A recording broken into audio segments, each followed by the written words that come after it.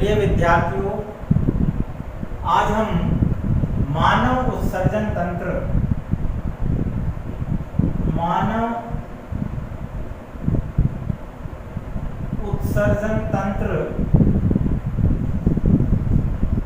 की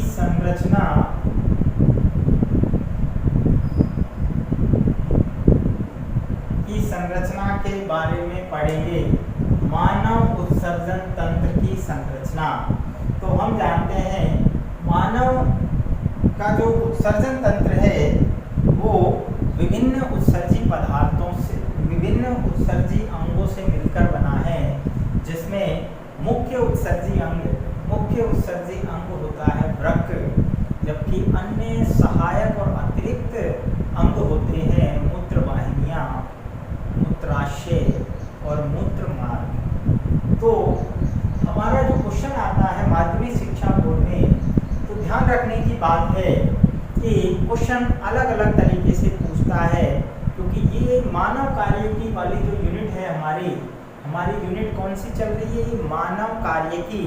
और मानव कार्यकी जो यूनिट है उसमें क्वेश्चन दो तरीके से पूछा जाता है। एक क्वेश्चन उसकी भौतिकी या संरचना से संबंधित होता है, जिसे हम इंटरनल और एक्सटर्नल संरचना के द्वारा दर्शाते हैं, जबकि दूसरा क्वेश्चन जो होता है उनकी फिजियोलॉजी अर्थात कार्यकी से संबंधित पूछा जाता है।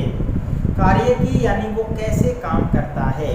अब यहाँ जैसे हम लेंगे कि मानव उत्सर्जन तंत्र की संरचना, तो मानव उत्सर्जी तंत्र की संरचना में हम उत्सर्जन तंत्र में कौन कौन से भाग हैं उनको लेंगे, जबकि कार्यकी में हम वृक्क या उत्सर्जन तंत्र कैसे काम करता है उससे संबंधित पढ़ेंगे। तो ये चीज ध्यान रखने की बात है। हम क्या करते हैं कि संरचना पूछी जाती है हम कार्यकी को बताते हैं, और जब कार्यकी पूछी जाती है तो हम संरचना बता रहे हैं। तो स्टूडेंट इस चीज को बहुत सावधानी से और ध्यान से समझने की बात है। क्वेश्चन को जब तक हम अच्छी तरह नहीं पढ़ेंगे तब तक हम जो है सही आंसर नहीं कर पाएंगे। इसलिए ध्यान रखिए और समझिए मानव उत्सर्जन तंत्र की संरचना। तो हम बात करते हैं मानव का जो उत्सर्जन तंत्र है, मानव उत्सर्जन तंत्र में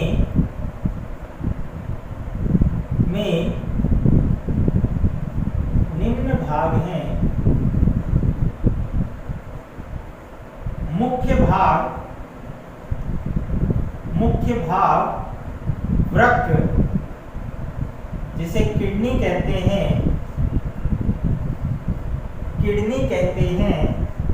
जबकि अतिरिक्त या सहायक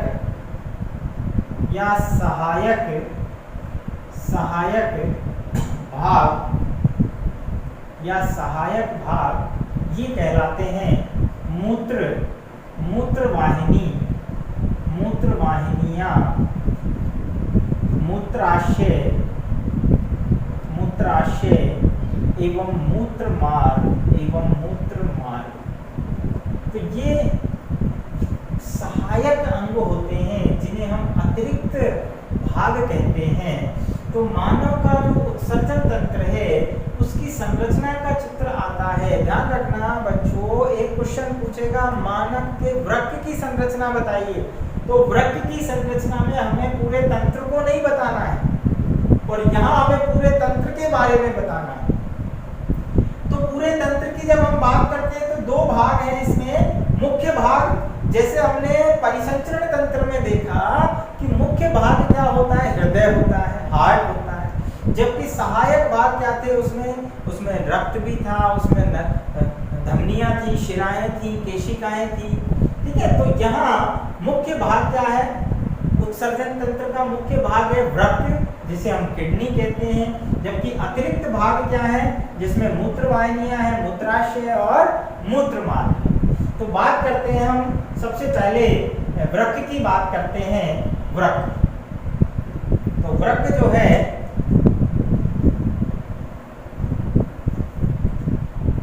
सबसे पहले हम बात करते हैं वृक्क की। वृक्क क्या होता है, तो देखिए मानव में अगर हम उत्पत्ति की बात करें या उद्भव की बात करें, उद्भव मानव के वृक्क का उद्भव मीजोडर्म, भ्रूणीय मीजोडर्म, भ्रूणीय मीजोडर्म, मीजोडर्म से होता है। तो एक क्वेश्चन तो हमारा यहाँ बन गया। छोटे जो क्वेश्चंस आते हैं कि मानव वृक्क का उद्भव कौन से भ्रूणीय स्तर से होता है, तो कौन से भ्रूणीय स्तर से हो रहा है? मीजोडर्म भ्रूणीय स्तर से, मीजोडर्म भ्रूणीय स्तर से होता है। वृक्क की स्थिति की बात करें, अगर हम स्थिति की बात करें तो वृक्क उदर गुहा में, उदर गुहा में, उदर गुहा में मेरुदंड, मेरुदंड की दोनों ओर, दोनों ओर, दोनों ओर स्थित होते हैं, स्थित होते हैं। हम जानते हैं कि उदर गुहा जो होती है, हमारी उदर गुहा में मेरुदंड के दोनों तरफ, दोनों तरफ वृक्क स्थित होते हैं। जब हम आकार की बात करते हैं तो वृक्क का आकार लगभग 10 सेंटीमीटर लंबाई, 5 सेंटीमीटर चौड़ाई और लगभग 2.5 सेंटीमीटर मोटाई के होते हैं। ध्यान रखना स्टूडेंट्स, ये जो अनुपात है ये लंबाई, चौड़ाई और मोटाई जिसे हम कह रहे हैं, तो ये जस्ट आधा होता है। देखो 10 की आधी 5 और 5 की आधी 2.5, तो याद रखना बड़ा आसान है। कई जगह बुकों में 12 दे रखा होगा, 12 सेंटीमीटर, तो यहाँ 6 सेंटीमीटर और यहाँ 3 सेंटीमीटर। तो मानव के जो अपनी बुक में साइज है उसको हमें ध्यान रखना है, कंफ्यूज नहीं होना है कि 10 सेंटीमीटर लंबाई है, 5 सेंटीमीटर चौड़ाई और लगभग 2.5 सेंटीमीटर मोटाई। जब हम आकृति की बात करते हैं, आकृति, तो आकृति सैम के बीज के समान, सैम के बीज के समान, के समान, सैम के बीज के समान आकृति होती है। रंग की जब हम बात करते हैं तो रंग गहरा गुलाबी, गुलाबी, ठीक है, चॉकलेट कलर का, गहरा गुलाबी, चॉकलेट रंग। तो जो हमारे वृक्क हैं, मानव के अंदर जो वृक्क हैं, उनका उद्भव भ्रूणीय मीजोडर्म से होता है। ये उदर गुहा में मेरुदंड के दोनों तरफ स्थित होते हैं। आकार 10 गुणा 5 गुणा 2.5 सेंटीमीटर होता है, जबकि आकृति हम बात करें तो सैम के बीज के समान। अभी हम यहाँ पर चित्र बनाएंगे, उस चित्र के आधार पर सारी स्थिति क्लियर होगी। और रंग जो है इनका गहरा गुलाबी रंग का, चॉकलेट रंग का होता है। और जो प्रकार की अगर हम बात करें तो ये मीजोनेफ्रिक, मीजोनेफ्रिक, नेफ्रिक प्रकार के वृक्क होते हैं। हमने पढ़ा है इससे पहले वर्गीकरण में, 11वीं क्लास में भी हम पढ़ते हैं कि प्रोटोनेफ्रिडिया होते हैं, आदि वृक्क जिन्हें कहते हैं। फिर उसके बाद हम बात करते हैं एनीलिडा में, तो वहाँ पर हम देखते हैं नेफ्रिडिया होते हैं, वृक्क होते हैं।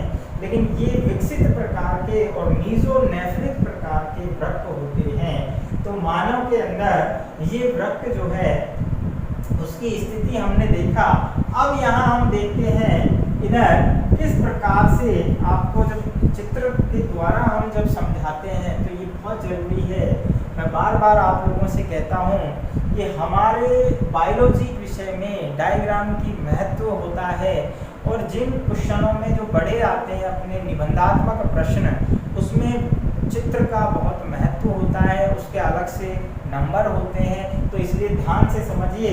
अपन डायग्राम, ये डायग्राम आप साथ साथ अपनी पेन कॉपी लेके बनाएंगे तो आपको प्रैक्टिस भी होगी। तो यहाँ हम देखते हैं कि ये जो वृक्क है हमारे दोनों तरफ, जिसे हम दायां और बायां वृक्क कहते हैं, ये मूत्र वाहिनियाँ होती हैं जो वृक्क के धसे हुए जो भाग है वहाँ से निकलकर कहाँ पर जाती हैं? ये जो मूत्राशय है, मूत्राशय में खुलती है। तो इस प्रकार ये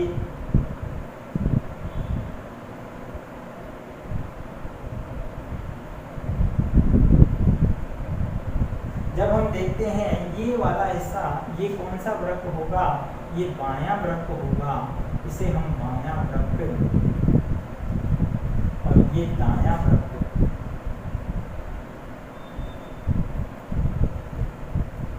दायां वृक्क जो है वो थोड़ा छोटा और नीचे की ओर दबा होता है।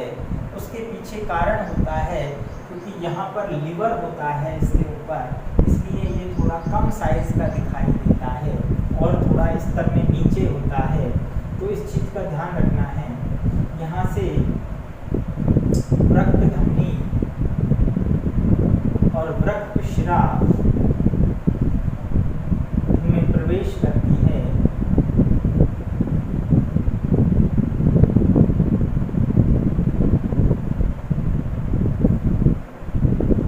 यहाँ हम देख सकते हैं, इसको हम रेड कलर से दिखा देते हैं।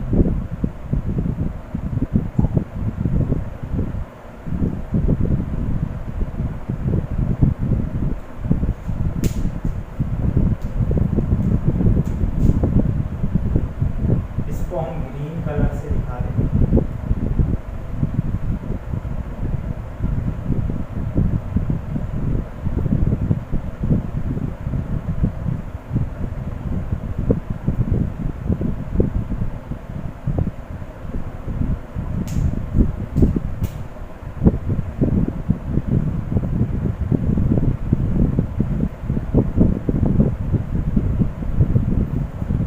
ये देखिए, ये जो है ये वृक्क धमनी है, ये वृक्क धमनी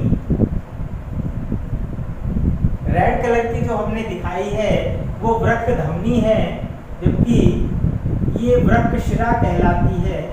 ये वृक्क, हालांकि हम इसे वृक्क महाशिरा कहते हैं, और ये जो इसकी शाखा है इसको वृक्क शिरा कहते हैं।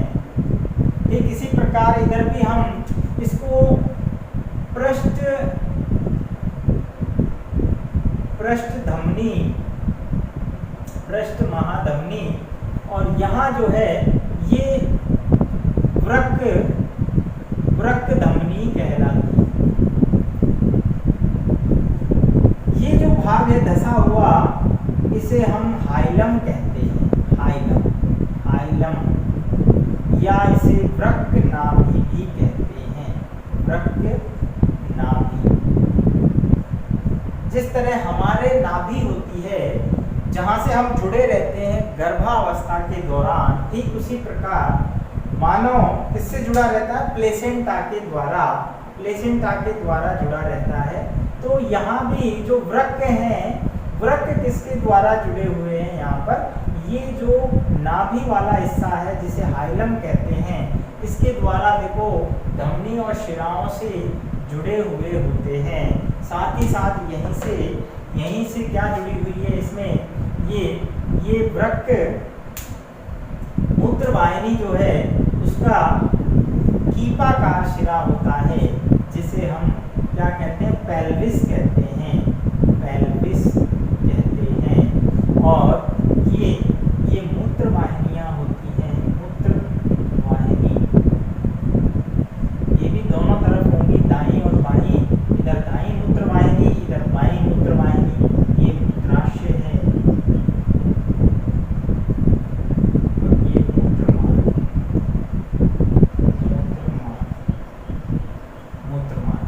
तो यहाँ अब हम बात करते हैं, तो इसके नीचे ध्यान रखना है स्टूडेंट्स, जब भी हम कोई डायग्राम बनाते हैं तो उसके नीचे डायग्राम का नाम लिखना कभी नहीं भूलेंगे, आपको बार बार बताया, क्योंकि यहाँ से हमारे मार्क्स कट जाते हैं हमें पूरे मार्क्स अगर लेने 100%, तो हमें हर चीज को ध्यान में रखना है। यहाँ पर चित्र का नाम क्या होगा? मानव उत्सर्जन तंत्र। तो अगर क्वेश्चन आया मानव उत्सर्जन तंत्र की संरचना क्या है, तो हमें ये वाला पूरा डायग्राम बना के और इनके भागों के बारे में लिखना होगा। तो ये यहाँ पर एक चीज और हम ऐड कर देते हैं, ये ऊपर वाला जो हिस्सा होता है जिसे अधिवृक्क कहते हैं, और इस अधिवृक्क के ऊपर ग्रंथि होती है जिसे हम सभी जानते हैं अधिवृक्क ग्रंथि। तो ये अधिवृक्क ग्रंथि जो है, जिसे हम एड्रिनल ग्रंथि कहते हैं, ये उत्सर्जन तंत्र का भाग नहीं है। तो यहाँ हम इसकी चर्चा ज़्यादा नहीं करेंगे, केवल हमने इसकी पोजीशन दिखाया है कि ये वृक्क के ऊपर, दोनों वृक्कों के ऊपर टोपी के समान होती है। लेकिन इसको हम आगे जब अंतःस्रावी ग्रंथियां पढ़ेंगे तो वहाँ इसके बारे में चर्चा करेंगे विस्तार से। तो हमने पहला भाग पढ़ा वृक्क, जो कि घुर्णीय मेसोडर्म से बना है। मानव में एक जोड़ी वृक्क होते हैं। मानव में एक जोड़ी, कितने होते हैं? एक जोड़ी वृक्क हैं, और प्रत्येक वृक्क की स्थिति उदर गुहा में मेरुदंड के दोनों तरफ है। आकार आपको बताया 10 × 5 × 2.5 सेंटीमीटर। आकृति सैम के बीज के समान। अब यहाँ आप देखिए, ये सैम का बीज जैसे आप देखते हैं, सेम उसी की तरह होता है। अंदर से धसा हुआ एक भाग जो है इसका, जैसे लेंस के भाग होते हैं, बाहर वाला जो भाग है वो उत्तल लेंस की तरह होता है, जबकि अंदर वाला भाग अवतल लेंस की तरह धसा होता है। ठीक इसी तरह ये इसका बाहर का भाग है जो उत्तल लेंस की तरह है, आप देख लीजिए उत्तल लेंस की तरह, और जबकि अंदर वाला भाग ये धसा हुआ होता है अवतल लेंस की तरह। इसके बाद रंग गुलाबी रंग का होता है। पूरे जो वृक्क हैं वो गुलाबी रंग के हैं और मीजोनेफ्रिन प्रकार के हैं। नेक्स्ट भाग की हम बात करते हैं जो सहायक और अतिरिक्त भाग थे, उसमें हम लेते हैं मूत्र वाहिनी।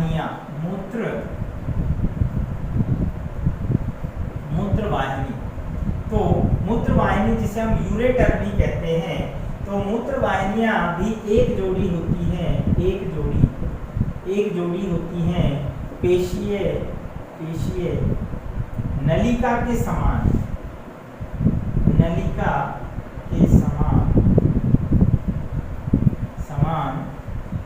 वृक्क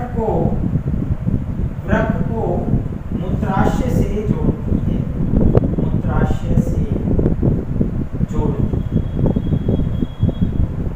ध्यान दीजिए, मूत्र वाहिनियां, यहाँ से देखिए ये मूत्र वाहिनियां हैं, ठीक है, लगभग 15 सेंटीमीटर लंबाई की। प्रत्येक वृक्क से जो इसका धसा हुआ भाग है, जिसे हम हाइलम या वृक्क नाभि कहते हैं, यहाँ से निकलकर मूत्राशय में खुलती है। अपनी ओर के वृक्क से निकलकर अलग अलग मूत्र वाहिनियां मूत्राशय में अलग अलग ओपनिंग से खुलती हैं। और इसका ऊपर वाला जो भाग है, मूत्र वाहिनी का ऊपर वाला जो भाग है, जो वृक्क में धसा रहता है, वो कीपाकार होता है। कैसा होता है? कीपाकार, जिसे हम पेल्विस कहते हैं। जिसे क्या कहते हैं? पेल्विस कहते हैं। और ये पेशीय होती है, और क्रमांकुंचन की, जैसे आंत्र में हमने पढ़ा है गति होती है क्रमांकुंचन की, ठीक इसमें भी क्रमांकुंचन की गति होती है, और उस गति के द्वारा ये मूत्राशय में मूत्र को डिस्चार्ज करती है, आगे पास करती है। और यहाँ हम ये कह सकते हैं कि मूत्र वाहिनियां जो होती है, क्वेश्चन आता है कि मूत्र वाहिनियों की जगह यदि उत्सर्जन तंत्र में रबड़ की नली लगा दी जाए तो उत्सर्जन प्रक्रिया पर क्या प्रभाव पड़ेगा।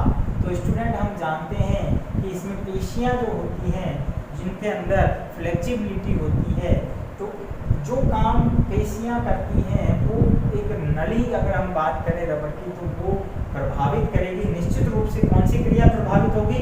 उत्सर्जन क्रिया प्रभावित होगी, क्योंकि उसमें क्रमांक कुंचन की जैसी गति नहीं होगी। नेक्स्ट भाग की हम बात करें तो अगला भाग है मूत्राशय। मूत्राशय जिसे हम यूरिनरी ब्लैडर कहते हैं, यूरिनरी ब्लैडर या मूत्राशय। मूत्राशय एक थैलेनुमा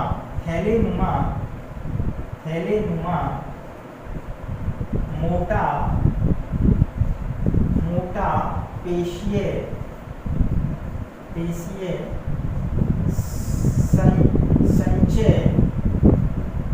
संचय या जिसे हम कहते हैं संग्रह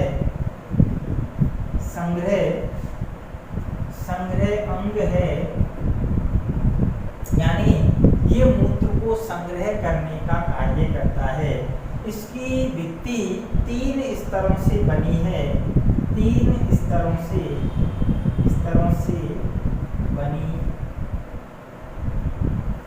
बनी है। भित्ति की जब हम बात करते हैं वो 3 स्तरों से बनी है। सबसे बाहर वाला स्तर सिरोसा होता है, सिरोसा, जबकि मध्य वाला स्तर पेशियों से बना होता है, पेशीय होता है, जबकि सबसे अंदर वाली जो दीवार है वो श्लेष्मीय होती है, श्लेष्मा से बनी होती है। तो इस प्रकार मूत्राशय मोटी भित्ति से बना है। इसमें संकुचन और रिलैक्शन की क्षमता होती है और ये संग्रह करता है। किसका संग्रह करता है? मूत्र का संग्रह करता है, मूत्र का संग्रह करता है। अस्थायी रूप से मूत्र संग्रह करने का कार्य करता है। और इसकी जो स्टोरेज क्षमता है वो लगभग 700 से 800 ml होती है। तो यहाँ से फिर एक क्वेश्चन बनता है कि मूत्राशय की जो मूत्र संग्रह करने की जो कैपेसिटी है वो कितनी होती है? लगभग 700 से 800 ml मूत्र स्टोर किया जा सकता है। यूरिन को इसमें संग्रह करके रखा जाता है और समय समय पर इसके नीचे यहाँ पर स्पाइनेक्टर अवरोधनी पेशियां होती है यहाँ पर, और इन पेशियों के द्वारा संकुचन और शीतलन से जो है मूत्र को मूत्र मार्ग द्वारा समय समय पर डिस्चार्ज कर दिया जाता है। नेक्स्ट पार्ट की बात करते हैं। नेक्स्ट पार्ट की जब हम बात करते हैं तो नेक्स्ट और लास्ट जो भाग है हमारा मूत्र मार्ग, मूत्र मार्ग जिसे यूरिथ्रा कहते हैं। तो स्टूडेंट्स ये सबसे अंतिम भाग है।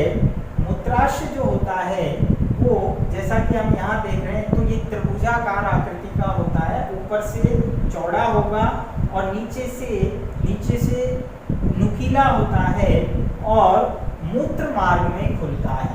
और मूत्र मार्ग एक नली के समान संरचना होती है। एक नली के समान मार्ग होता है जो कि पुरुषों में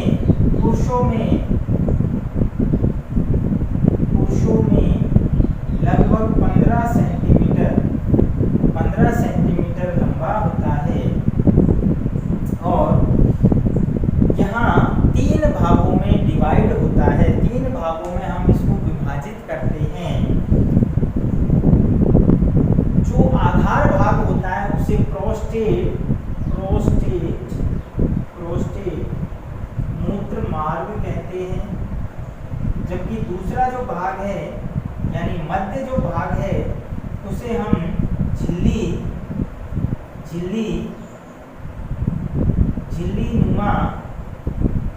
नुमा भाग, और तीसरा जो सिरे का भाग होता है उसे शिश्नीय भाग कहते हैं। तो पुरुषों में जो मूत्र मार्ग है वो लगभग 15 सेंटीमीटर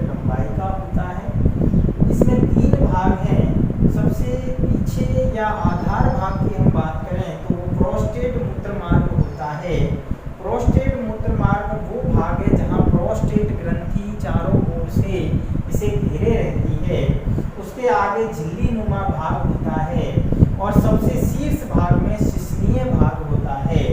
तो ये पुरुषों में यहाँ पर ध्यान रखना है, न सिर्फ ये मूत्र डिस्चार्ज के लिए बल्कि जबकि जेनाइटल अपर्चर की तरह भी काम करता है। यानी यहाँ मूत्र जनन मार्ग कहेंगे इसे, हम क्या कहेंगे, मूत्र जनन मार्ग, यूरोजेनाइटल पथ। अर्थात यहाँ पर मूत्र के साथ साथ वीर्य या स्पर्म्स जो है वो भी डिस्चार्ज होते हैं, जबकि फीमेल के अंदर, स्त्रियों में मूत्र मार्ग नलिका का अभाव होता है। मूत्र मार्ग नलिका का अभाव होता है, वहाँ दोनों ओपनिंग्स अलग अलग होती हैं। तो ये हमने उत्सर्जन तंत्र के बारे में आज विस्तार से पढ़ा। उत्सर्जन तंत्र, मानव का उत्सर्जन तंत्र जो है उसमें मुख्य रूप से हमने कहा दो भाग होते हैं। मुख्य भाग वृक्क, जबकि अतिरिक्त और सहायक भाग जो होते हैं उसमें हमने देखा मूत्रवाहिनियां, मूत्राशय और मूत्रमार्ग। तो कुल मिला के हम ये कह सकते हैं कि चार भाग एक मानव उत्सर्जन तंत्र के अंदर पाए जाते हैं। मानव उत्सर्जन तंत्र में चार भाग हैं। वृक्क मुख्य भाग होता है, जबकि मूत्रवाहिनियां, मूत्राशय और मूत्रमार्ग सहायक और अतिरिक्त भाग होते हैं, जिन्हें एक बार हम फिर डायग्राम के अंदर देख लेते हैं फटाफट से। देखिए, वृक्क जो होते हैं उदर गुहा में होते हैं, सेम के बीज के आकार के हैं, रेड रंग के होते हैं, मीजोनेफ्रिक प्रकार के होते हैं। अंदर की ओर धसा हुआ भाग हाइलम कहलाता है, जबकि बाहर की तरफ उत्तल लेंस की तरह संरचना होती है। धसे हुए भाग से एक एक वृक्क नलिकाएं निकलती हैं, मूत्रवाहिनियां निकलती हैं। क्या निकलती हैं? मूत्रवाहिनियां निकलती हैं। तो यहाँ आप देख सकते हैं मूत्रवाहिनियां जो हैं वो भी एक जोड़ी हैं और अपने अपने वृक्क से निकलकर मूत्राशय में जाती हैं और मूत्राशय से मूत्रमार्ग के द्वारा शरीर से बाहर निकलती हैं। और ये पूरा जो तंत्र है, उत्सर्जन तंत्र, उत्सर्जित पदार्थों को निकालकर शरीर से बाहर निष्कासित करता है। मानव वृक्क की आंतरिक, जिसे हम औतिकी संरचना भी कहते हैं, अर्थात मानव वृक्क की इंटरनल एंड हिस्टोलॉजिकल स्ट्रक्चर, अर्थात औतिकी संरचना क्या होती है, तो इसके लिए हमें वृक्क का काट देखना होगा, उसे हमें सेक्शन में देखना है, तभी हम इसकी औतिकी को बता पाते हैं। तो सबसे पहले हम एक डायग्राम बनाते हैं कि जब वृक्क का हम अनुदैर्घ्य, जिसे हम लॉन्गिट्यूडनल सेक्शन कहते हैं, किस प्रकार का दिखेगा। तो हम देखते हैं कि ये मानव वृक्क जो है उसका जो लॉन्गिट्यूडनल सेक्शन है, इसको आप ड्रा करेंगे मेरे साथ साथ। तो यहाँ पर हम देख रहे हैं इसमें दोहरा आवरण होगा और इसमें ये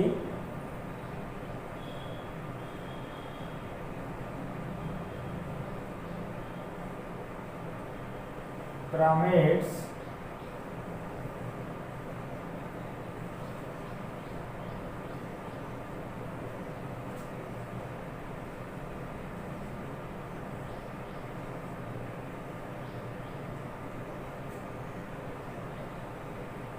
वृक्क के चारों ओर हमने पिछली वीडियो में पढ़ा था, जो बाहर का जो आवरण होता है संयोजी ऊतकों से बना, जिसे हम वृक्क संपुट कहते हैं, वो पेरिटोनियम से बना होता है।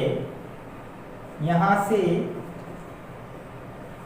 हम मार्कर से, दूसरे मार्कर से बनाते हैं, ये वृक्क धमनी इसमें प्रवेश करती है और वृक्क शिरा यहाँ से रक्त को लेकर जाती है। ये वृक्क धमनी है। रीनल आर्टरी, इसके द्वारा रक्त को छानने के लिए किडनी के अंदर अर्थात वृक्क में लाया जाता है। और ये आगे ब्रांचेज में इस प्रकार पूरी किडनी के अंदर सभी नेफ्रॉन के अंदर रक्त को लेकर जाती है। सारी नेफ्रॉन रक्त को छानने के बाद क्षनित्र जो रक्त है जिसमें से उत्सर्जी पदार्थों को छान दिया जाता है, छानने के बाद ये दूसरी जो नलिका हमने दिखाई है जिसे हम वृक्क शिरा कहते हैं, वृक्क शिरा, इसके द्वारा रक्त को वापस शिरा तंत्र में भेज दिया जाता है। साथ ही साथ यहाँ पर हम देखते हैं ये मूत्रवाहिनी का चौड़ा कीपाकार भाग है जिसे हम पेल्विस कहते हैं, पेल्विस। यहाँ पर हम देखते हैं ये मूत्रवाहिनी ये काट में हमें नजर आ रही है।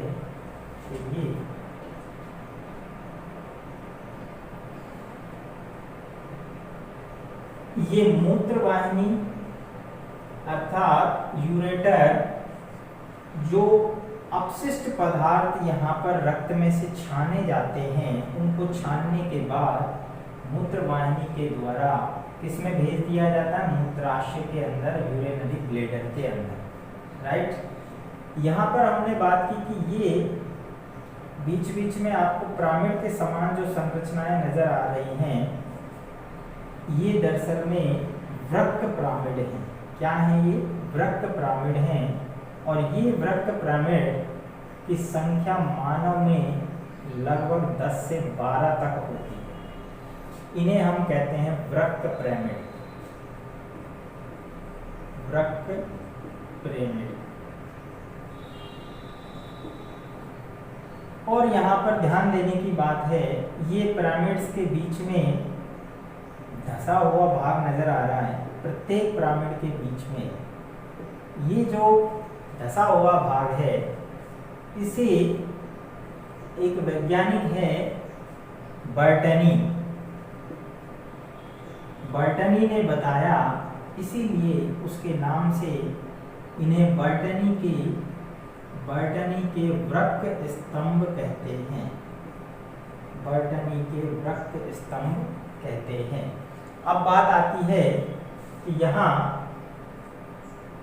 बाह्य जो भाग नजर आ रहा है ये कहलाता है कॉर्टेक्स,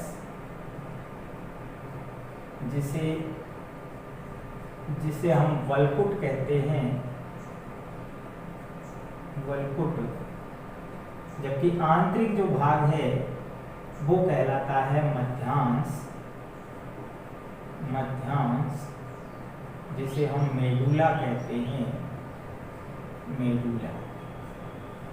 तो यहाँ पर वृक्क की संरचना में हम दो भाग नजर आ रहे हैं।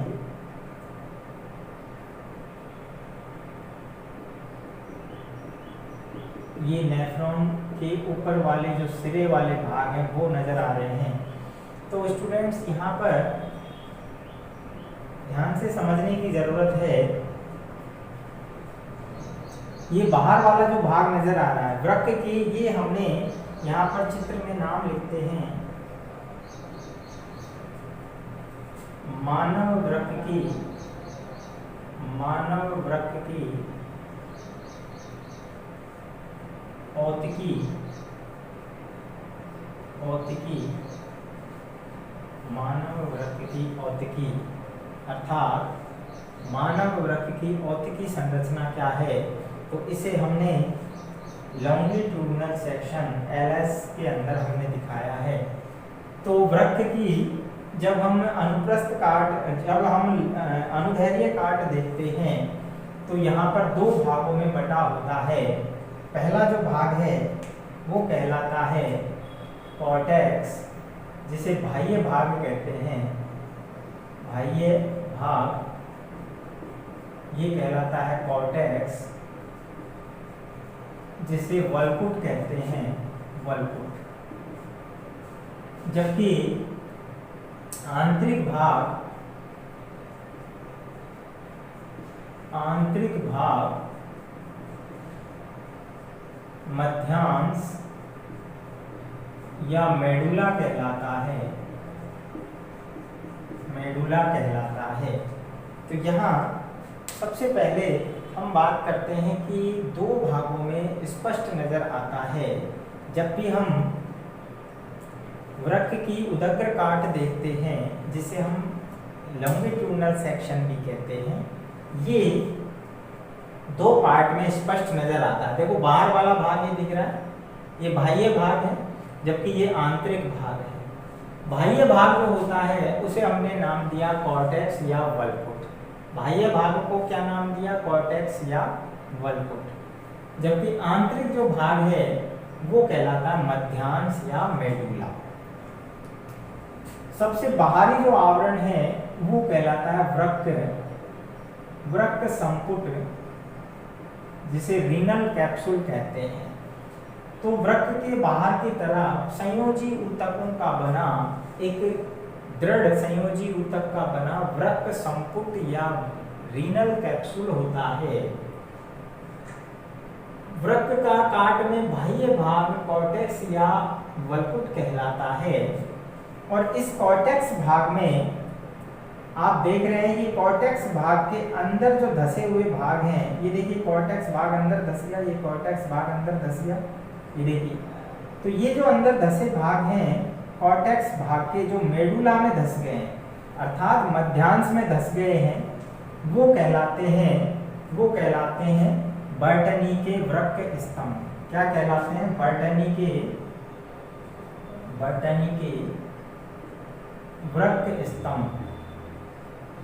और ये बर्टनी की जो वृक्क स्तंभ हैं वो प्रत्येक वृक्क पिरामिड के मध्य में स्थित होते हैं। ठीक इसी प्रकार आंतरिक भाग की जब हम बात करते हैं तो वृक्क का जो आंतरिक भाग है, जो यहाँ पर आपको बीच बीच में मध्यांश भाग कॉर्टेक्स में धस गया है। देखो मध्यांश ये है, तो ये देखो कॉर्टेक्स में धस गया, ये देखिए। तो ये पिरामिड के समान, पिरामिड कैसा होता है? हमने कहा ये पिरामिड है इस तरह से। तो ये पिरामिड, ये उल्टा पिरामिड जैसे बनाया, तो ये इसका नुकीला भाग है और ऊपर वाला ये चौड़ा भाग उल्टा बना दिया। तो ये यहाँ पर पिरामिड के समान संरचनाएं हैं, जो कि एक तरफ से चौड़ी और एक तरफ से सक्रिय है। तो ऐसे पिरामिड जैसे हमने यहाँ 1 2 3 4 5 6 7 पिरामिड दिखाए, इन्हें वृक्क पिरामिड कहते हैं। क्या कहते हैं? वृक्क पिरामिड, वृक्क पिरामिड। और ये वृक्क पिरामिड मानव में लगभग 10 से 12 तक होते हैं। मानव में कितने होंगे? 10 से 12 तक। स्थलीय प्राणियों में अधिकांश में इनकी संख्या जो है लगभग 6 से लेकर 15 तक भी दी हुई है, तो कंफ्यूज नहीं होना है। मानव के अंदर हमने 10 से 12 जो है अपने माध्यमिक शिक्षा बोर्ड के अनुसार हमें चलना है, तो 10 से 12 होती है। और ये जो पिरामिड हैं उसमें यहाँ गहरे रंग की जो आपको नजर आ रही हैं, ये दरअसल में वृक्क नलिकाएं हैं, जो कि वृक्क नलिकाएं यहाँ पर प्रत्येक पिरामिड के अंदर होती है। हम जानते हैं कि वृक्क के अंदर एक वृक्क में लगभग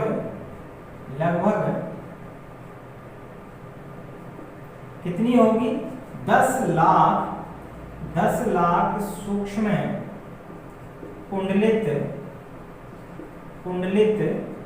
वृक्क नलिकाएं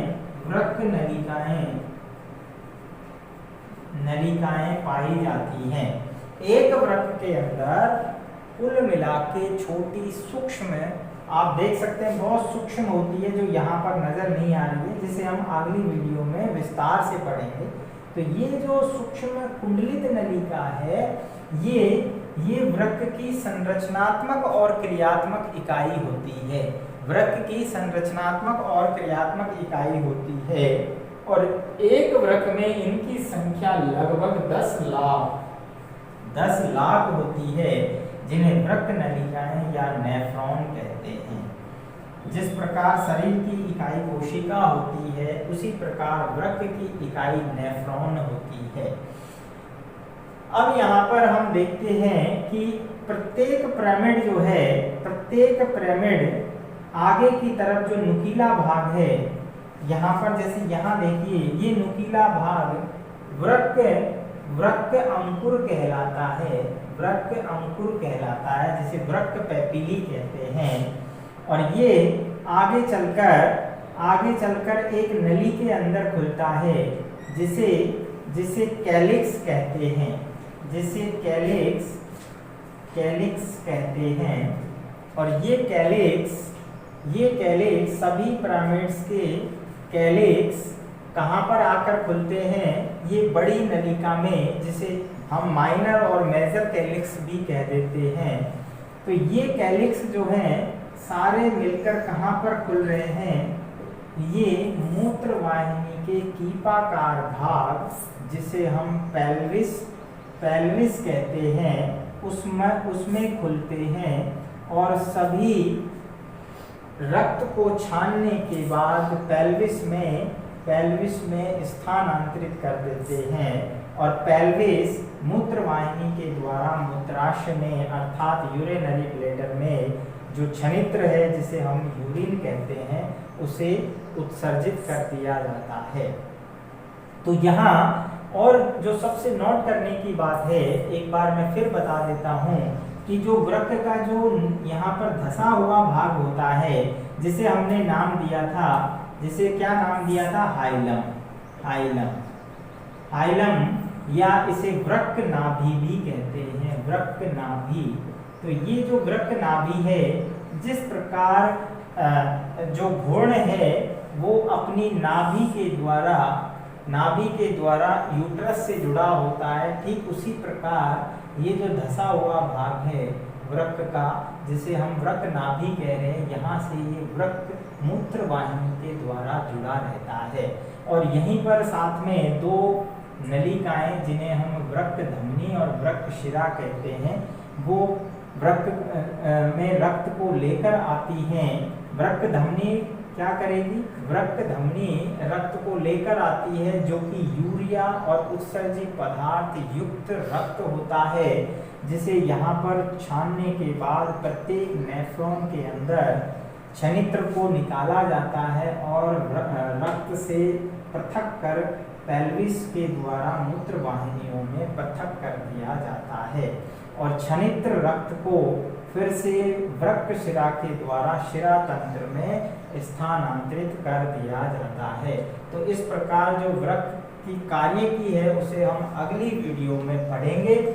आज हमने जो पढ़ा वृक्क की औतकी, तो ये चीज आपको समझ में आ गई होगी। साथ ही में यहाँ पर एक चीज और बता दूं, ये जो आपको नलिकाएं दिख रही हैं, ये वृक्क नलिका के हैनले के लूप होते हैं, जो गहरे दिखाई देते हैं। तो इस प्रकार जो है वृक्क की औतकी का अगर क्वेश्चन आता है, तो हमें ये वाला डायग्राम बनाना है, ध्यान रखना। इससे पहले जो हमने पढ़ा था, जिसमें मानव उत्सर्जन तंत्र, तो ध्यान रखना उत्सर्जन तंत्र में एक भाग, मुख्य भाग वृक्क होता है, जबकि मूत्रवाहिनी और मूत्राशय भी होते हैं।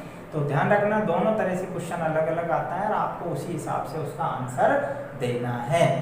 तो मिलेंगे नेक्स्ट वीडियो में। धन्यवाद।